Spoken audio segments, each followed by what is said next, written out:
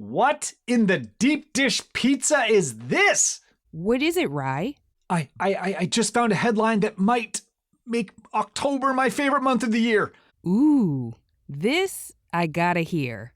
Want to kick it off? I'm Ryan Willard. And I'm Pamela Kirkland. It's Tuesday, October 3rd.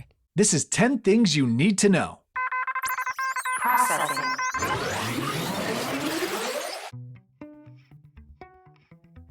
All right, tenors, the word of the week is shutdown, as in a government shutdown, but it didn't happen.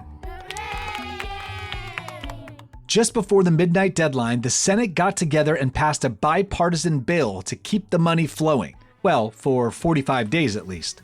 So yes, we'll be talking about this again on November 17th if Congress doesn't come to an agreement on a long-term funding plan. And now, some sad news. California Senator Dianne Feinstein has passed away. Senator Feinstein had served in the Senate for 30 years and was the longest-serving woman. She was considered a trailblazer and was also the first woman to serve as mayor of San Francisco. In our last episode, we discussed term limits, and Feinstein was expected to retire at the end of 2025. California Governor Gavin Newsom has named LaFonza Butler to Feinstein's seat. She will become the second Black woman after Kamala Harris to represent California in the Senate. And staying with political news, it's been a rough week at the White House for the Biden's family dog, Commander. The purebred German Shepherd bit another Secret Service officer last week, making this the 11th known instance of Commander biting a Secret Service officer and acting aggressively. The Bidens had another German Shepherd, Major, that also behaved aggressively and now resides with family friends in Delaware. We hope that Commander can learn to be a good boy.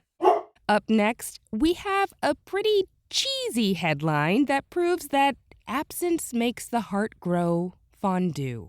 After SpongeBob SquarePants Kraft mac and cheese was discontinued in 2010, thousands of fans took to social media, emailed the Kraft CEO, and even started a Change.org petition to bring back the beloved Bikini Bottom-themed pasta.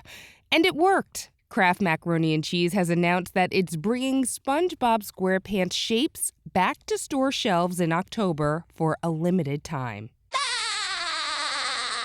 And for our golf fans out there, Charlie Woods is proving to be a stripe off the old tiger. The 14-year-old shot the best round of his career to win his age group's regional qualifier for the Nota Begay, the third's Junior Gold National Championships. He shot a 1 under par, 71 in his opening round with an even more impressive second round score of 66 that includes 9 birdies. Charlie was able to dominate the course with the help of his caddy, or, that random guy named Tiger Woods. Charlie describes having his father on the course with him as being in their own little world and being able to take the game one shot at a time. What a dynamic duo.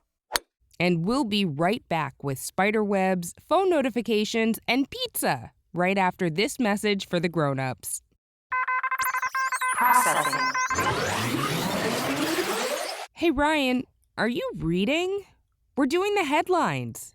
It isn't really reading time. Well, Pam, I'm reading a book that's been banned in some states because this is Banned Books Week. The week started on October 1st and runs until the 7th and is meant to rally support to fight book bans across the U.S. And this year, one of my favorite actors and book lovers, LeVar Burton, is the honorary chair of Banned Books Week. Take a look, it's in a book, a reading rainbow. If you want to find out more about the week and Let Freedom Read Day on October 7th, tenors can check out our show notes for more details. I love a good book. And our next headline reminds me to limit my screen time. Research from our friends over at Common Sense Media found about half of 11 to 17-year-olds get at least 237 notifications on their phones every day. Some even received nearly 5,000 notifications within a 24-hour period. The study is based on surveys of 203 people from ages 11 to 17 who agreed to install an app on their phones for 9 days for researchers to track their smartphone use.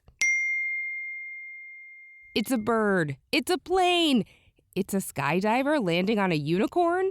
Jan Zackel was among a number of skydivers who attempted the landing during the annual Skydive Langer in Nottinghamshire in the UK, where he was the only one capable of the daring maneuver. Coming in full speed ahead, Zackel landed directly on top of the inflatable unicorn, demonstrating his precision with a parachute. Check out our show notes to watch the full video. Whoa! Have you thought about what you want to be for Halloween yet? A unicorn might be kind of fun. Oh, and we should start decorating the office since we're only 28 days out from the spookiest day of the year. Speaking of Halloween decorations though, Nebraska wildlife experts are warning residents to not put fake spider webs outside. Synthetic spiderweb decorations are made with plastic-based materials that aren't biodegradable, which poses threats to wildlife and can entangle small critters from squirrels to owls. So, to protect the animals, we're decorating with pumpkins only this year that are safe, nutritious, and delicious for wildlife. Okay, no matter how you slice it, this is the best headline of today's show. I just learned that October is National Pizza Month. You know how I feel about pizza, whether it's a cheese pizza, Cheese, please. or pepperoni, or ham and pineapple. I love it.